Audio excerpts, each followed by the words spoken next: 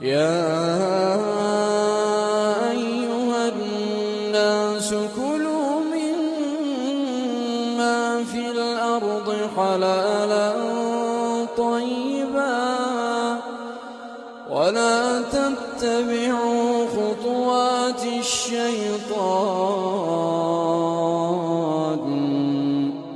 إنه